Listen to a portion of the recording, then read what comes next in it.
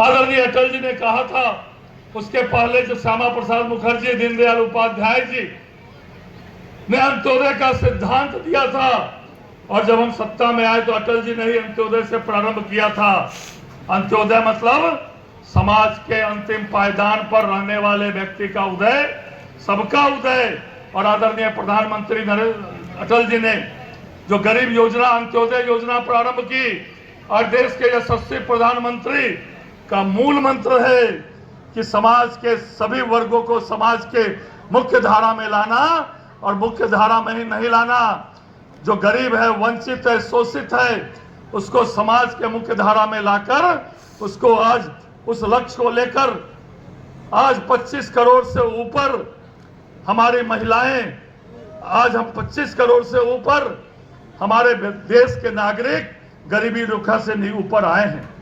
आज 5 लाख तक का विश्व के सबसे बड़ी स्वास्थ्य योजना आयुष्मान भारत, 5 लाख तक के इन पैनल अस्पतालों में हम इलाज फ्री कर रहे हैं। ऐसे बहुत सारी योजना है जिसको अगर हम गिनाने चले तो भर दिन लग जाएगा, लेकिन जो हमारा सिद्धांत था, अंत्योदय का सिद्धांत, अटल जी से लेकर और नरेंद्र मोदी जी तक आज उस सिद्धांत को लागू कर रहे हैं। मित्रों, आज भारतीय जनता पार्टी की जब जब सरकार बनती है, एनडीए की जब जब सरकार बनती है, जो हमने सपना देखा था भारत को विश्व के सर्वोच्च शिखर पर पहुंचाना, उस सपने को भी आदरणीय प्रधानमंत्री जी की सरकार धरातल पर लागू करने का काम कर रही है। आज जिसके हम गुलाम थे अंग्रेजों के, हम सपने में भी नहीं सोचे थे कि जब हम सरकार में आएंगे तो अंग्रेज हमसे नीचे रहेंगे और अंग्रेज से हम ऊपर रहेंगे। आज सैन्य शक्ति हो, आर्थिक महाशक्ति के मामले में अंग्रेज हमसे नीचे हैं। आज विश्व में चौथी आर्थिक महाशक्ति भारत बना है, और चौथी सैन्य शक्ति भी आज भारत बना है। तो निश्चित रूप से आदरणीय प्रधानमंत्री नरेंद्र मोदी जी के नेतृत्व में आज देश, जो हमने सपना देखा था कि मां भारती को विश्व के सर्वोच्च शिखर पर पहुंचाना, तो धीरे धीरे उस ओर भारत अग्रसर हो रहा है। आदरणीय प्रधानमंत्री जी ने कहा है कि जल्द ही देश तीसरी आर्थिक महाशक्ति बनेगी। तो निश्चित रूप से प्रधानमंत्री जी जो कहते हैं वही होता है। आदरणीय प्रधानमंत्री जी का जो लक्ष्य है 2047 तक विकसित भारत का निर्माण, तो निश्चित रूप से आने वाले समय में भारत जो है विकसित राष्ट्र के श्रेणी में आएगा। और बिना बिहार के विकसित बने हुए देश विकसित नहीं हो सकता है। तो आज बिहार भी सने सने कहां से कहां पहुंच गया। 2005 में बिहार में एनडीए की सरकार बनी, जंगल राज समाप्त हुआ। क्या हालत थी 2005 के पहले इस बिहार की? मां बहनें घर से नहीं निकल सकती थी, सड़क गड्ढे में, सड़क पे गड्ढा। यही सहरसा है। जब हम लोग 2005 के पहले इस सहरसा आते थे तो क्या बदतर स्थिति आज सहरसा की थी। और आज सहरसा पता नहीं चलता, पटना से सहरसा हम 4 घंटे में पहुंच जाते हैं। और आज बिहार की आधारभूत संरचना हो कि सहरसा या सीमांचल का क्षेत्र हो, आज पूरे बिहार में सड़कों का जाल बिछा है। सड़कों का ही जाल नहीं बिछा, आज आर्थिक विकास दर देश के बड़े राज्यों में तमिलनाडु के बाद 13.1% सबसे ज्यादा बिहार का है। उसके पहले क्या हालत था 2005 के पहले। और आज आर्थिक विकास दर ने ही बहुत बड़ी संख्या में यहाँ मां बहनें बैठी है, जो मां बहनें 2005 के पहले घर से नहीं निकल सकती थी। आज देश में महिला सशक्तिकरण के मामले में आज बिहार पहले पायदान पर खड़ा है। तो निश्चित रूप से आज बिहार की सरकार पूरे देश को राह दिखाने का काम कर रही है।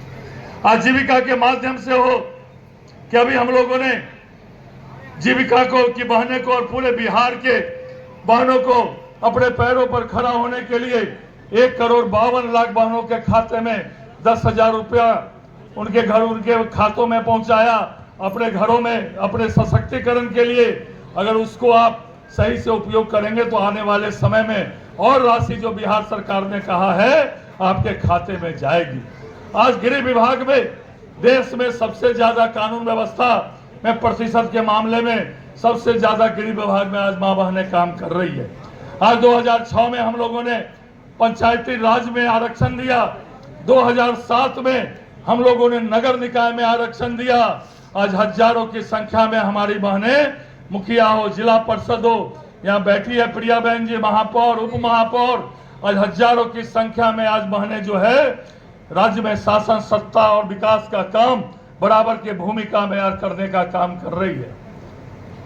आज 2005 के पहले 15 सालों में एक भी मेडिकल कॉलेज नहीं खुला, एक भी इंजीनियरिंग कॉलेज नहीं खुला, और आज 20 से ऊपर मेडिकल कॉलेज और देश भी आगे बढ़ने का आज काम कर रहा है। मित्रों, आज मैं आपको बोल रहा था बिहार, आज जो लोग 2 दिन पहले विपक्ष के नेता का मैं भाषण सुन रहा था, जो विपक्ष के नेता का विपक्ष का बिहार में आप लोगों ने, पूरे बिहार के लोगों ने सुपड़ा साफ कर दिया।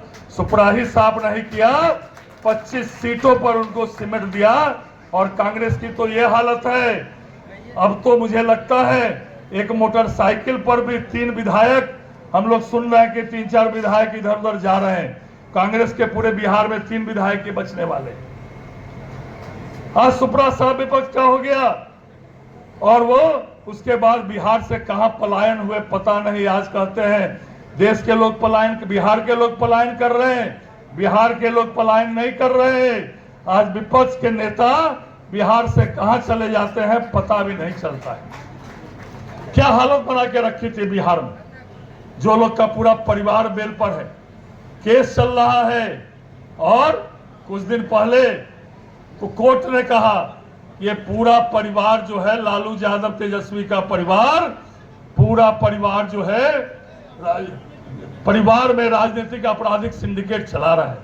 ये हालत थी इन लोगों की, और आज बड़ी बड़ी बातें करते हैं।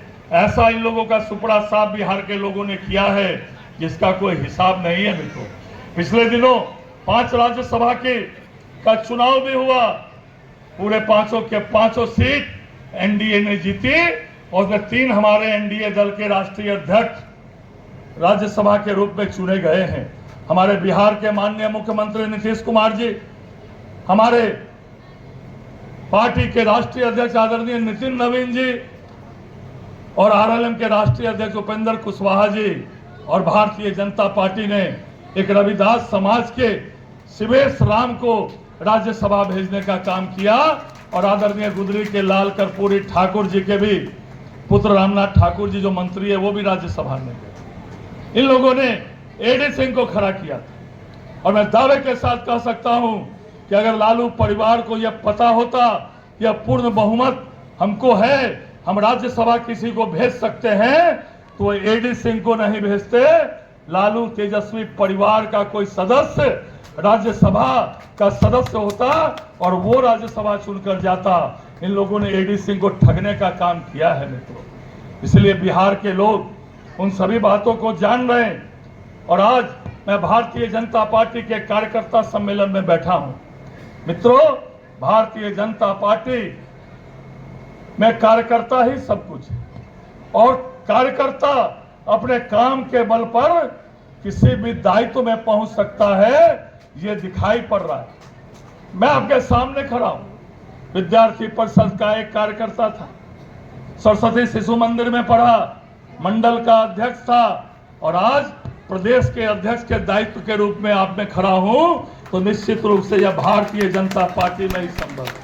भारतीय जनता पार्टी में और दल में आप सोच सकते हैं फलना जात का ही, फलना परिवार का ही लोग नेता बनेंगे, लेकिन भारतीय जनता पार्टी में काम के आधार पर दायित्व का निर्धारण होता है, कोई जाति और परिवार के नाम पर दायित्व का निर्धारण नहीं होता है।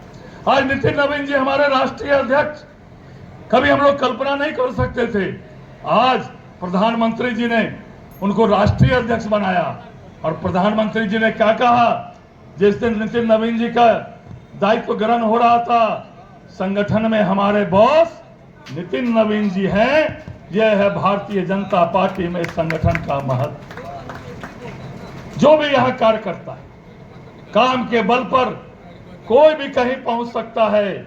इसलिए भारतीय जनता पार्टी में काम करते रहिए, जहां भारतीय जनता पार्टी जिन बूथों पर नहीं पहुंची है, जिन समाज में भारतीय जनता पार्टी नहीं पहुंची है, जिन वर्गों में भारतीय जनता पार्टी नहीं पहुंची है, कैसे वहां हम भारतीय जनता पार्टी का कमल खिलाएं।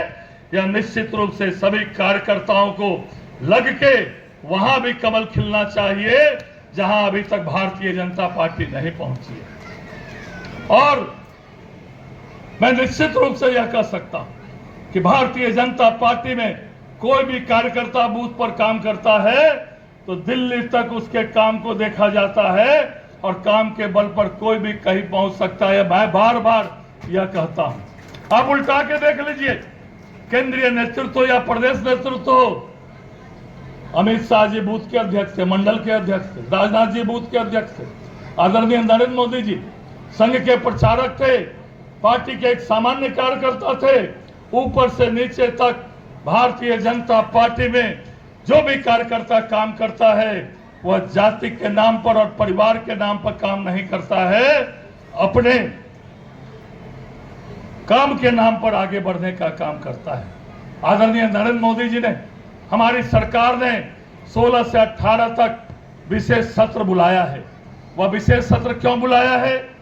यहाँ बड़ी संख्या में मां बहने, जय जय सिया राम। मिथिला में छेत जानकी मैया के तो जयकारा लगना चाहिए ना। जानकी मैया की।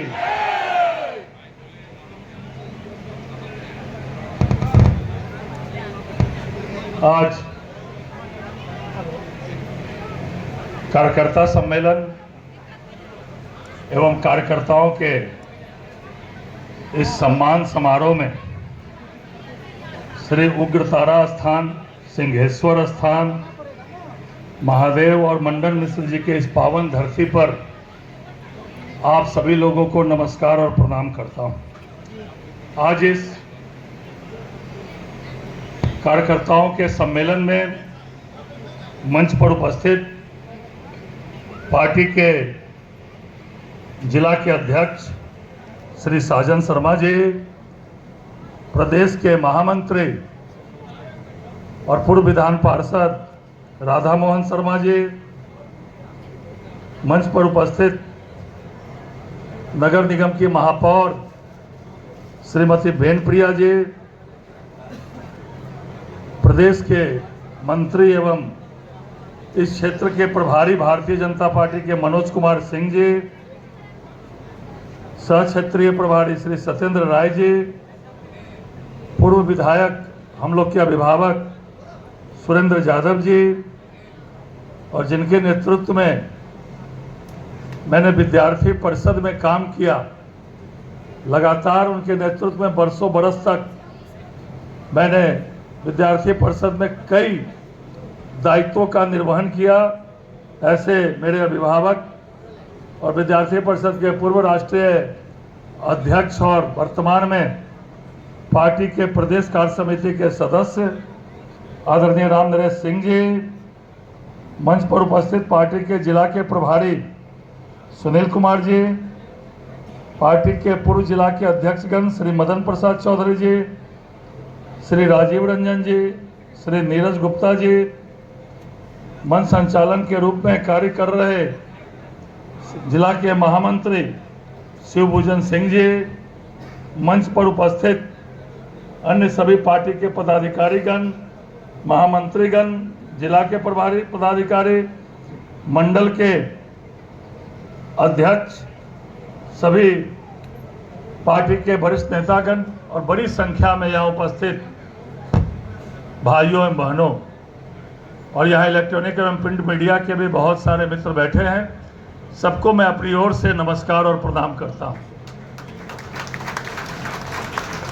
राधा मोहन जी ने सही कहा, पार्टी का 47वां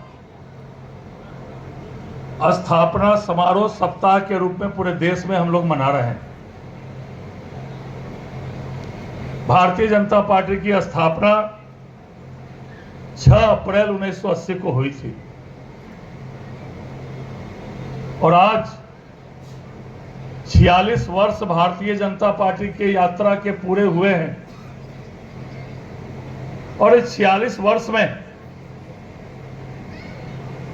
पार्टी आज पूरे विश्व की सबसे बड़ी पार्टी बन गई और वो केवल और केवल कार्यकर्ताओं के लगन और परिश्रम और से हुई है। भारतीय जनता पार्टी का एक एक कार्यकर्ता राष्ट्र प्रथम मानकर पार्टी का कार्य करता है। और वो दिन भी मुझे याद है जब आदरणीय अटल बिहारी वाजपेयी जी की कुर्सी मात्र एक वोट से गिर गई थी और कांग्रेस और विपक्ष के लोग हंस रहे थे, तो अटल जी ने कहा था कि आज एक वोट से कुर्सी गई है और आप हंस रहे हैं।